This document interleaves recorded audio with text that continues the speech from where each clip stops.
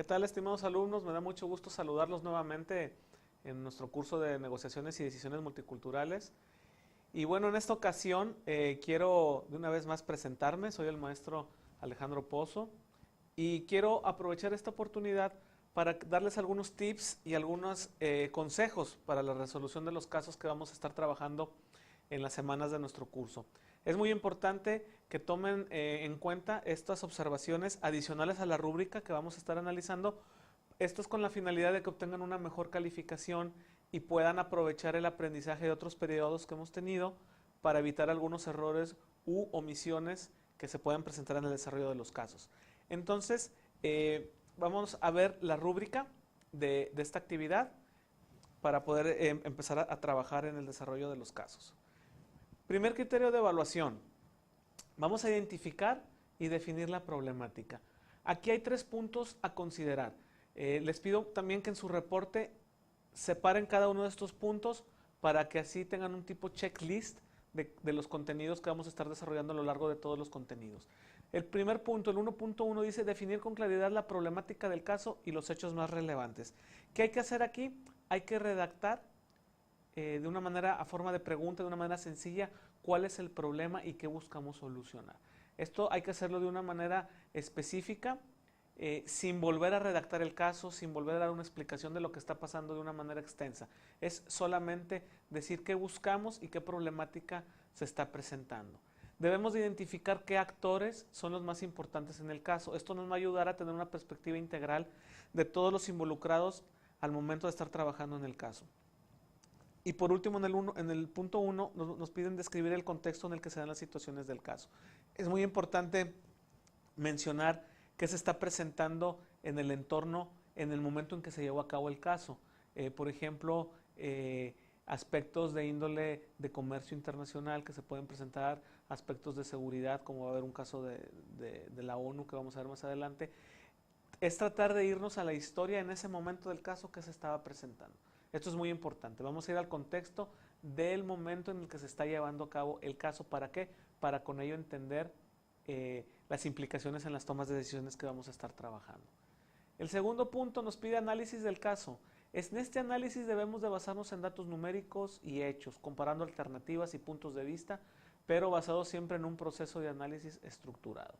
Aquí me voy a detener un poquito más porque tenemos que ir desglosando la manera en que vamos a estar trabajando en estos puntos.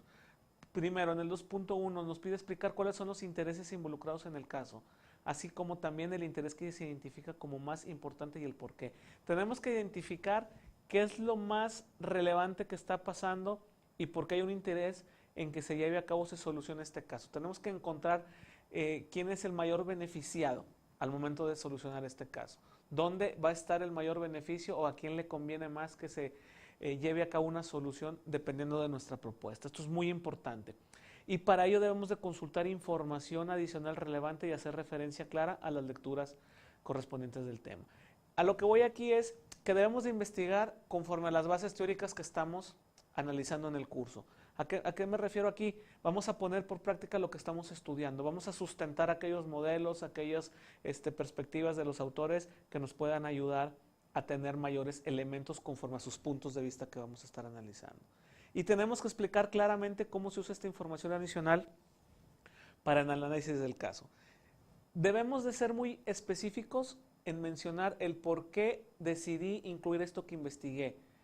Porque va a apoyar a, o va a contradecir a, o simplemente esta información complementa lo que está pasando en el caso. Es clave mencionar que no por más información que se incluya en el caso, esto va a ser necesariamente una mejor calificación. Tenemos que incluir la información relevante, información que vamos a usar, información que nos va a dar valor agregado. Y la parte medular del análisis del punto 2, que nos va a dar el pie a la tercera parte de nuestra evaluación del caso, tiene que ver con realizar un análisis basado en hechos y datos, definir criterios y variables a considerar dependiendo de la naturaleza del caso. Hay que estructurarlos en un proceso de toma de decisiones que nos permita evaluarlos y ponderarlos. Aquí quisiera que consideráramos lo siguiente, que es usualmente donde mayores áreas de oportunidad se presentan al momento de desarrollar el caso. Nosotros tenemos que hacer un proceso donde definamos primeramente qué variables y qué peso van a tener en el análisis que vamos a estar haciendo en nuestro caso. Ahorita todavía no estamos proponiendo soluciones, simplemente es, dependiendo de la naturaleza del caso, qué variables de decisión vamos a considerar. Variables como la importancia, variables como variables políticas, variables de seguridad, variables económicas. Tenemos que ser capaces de delimitar qué variables son las que nos van a apoyar más en el caso. Y dependiendo de las variables que nosotros seleccionamos, tenemos que darles un peso. Tenemos que asignar un porcentaje para nuestra decisión. ¿Qué tan importante es esta variable? Ahorita estamos delimitando, definiendo. Más adelante ya vamos a empezar el proceso donde vamos a tener una perspectiva y una evaluación más a modo. Pero ahorita es clave tener variables y su ponderación o su peso para la decisión que vamos a estar considerando. El siguiente punto, las alternativas de solución y la conclusión del caso. Tenemos que describir las alternativas posibles que se presentan. Pueden haber 2 alternativas, 3 alternativas, n alternativas, pero que vayan con la perspectiva del caso. Esto es muy importante. Dependiendo de estas alternativas, ahora sí, lo que tienen que hacer es, dependiendo de las variables que definimos anteriormente y del peso, poder generar una, por así decirlo, calificación o postura dependiendo de los escenarios que van a tener. Aquí debemos de incluir datos, debemos de ser capaces de la información que investigamos, traducirla para ver qué tan convincente o no convincente es asignar una calificación. Usualmente manejamos base 10 o base 100, si esto le va a dar mayor peso a esta variable para dar una calificación de 100, dar una calificación de 80 y demás. ¿Qué argumentos se presentan? Y en base a esta calificación que nosotros vamos a estar obteniendo por escenario o por alternativa que decidimos tener, van a poder tener una tabla, van a poder tener una matriz donde hemos podido ser capaces de traducir a algo cuantitativo estas calificaciones. ¿Y qué va a pasar aquí? Como equipo deben de tomar una decisión.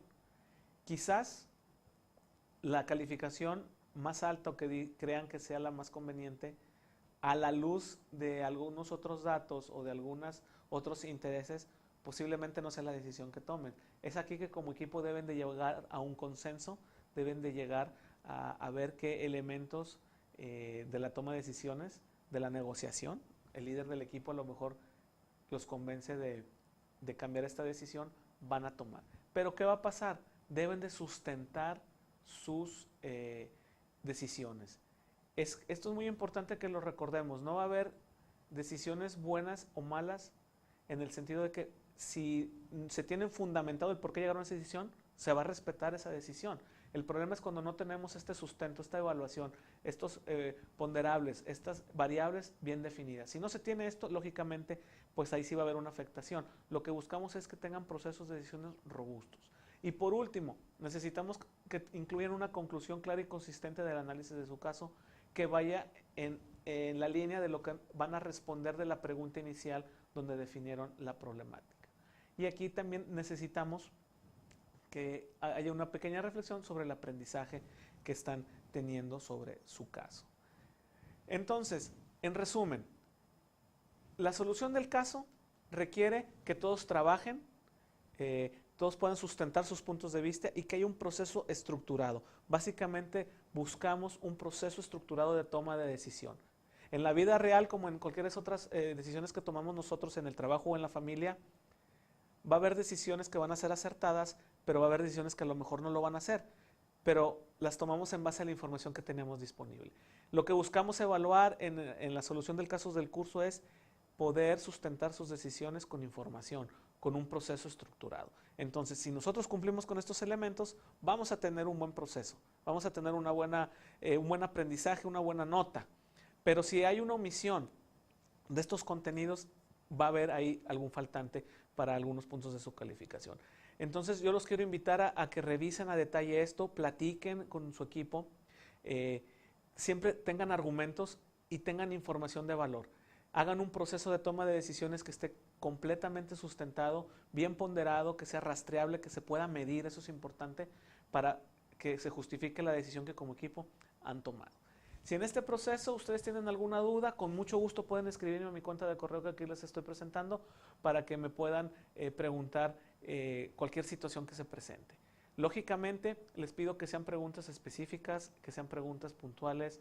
No van a ser pre-revisiones. Lo que yo los voy a orientar es en guiarles a lo mejor cómo deben de trabajar. No a ver si van bien o van mal en el sentido de que si está correcto o no está correcto, cumple o no cumple.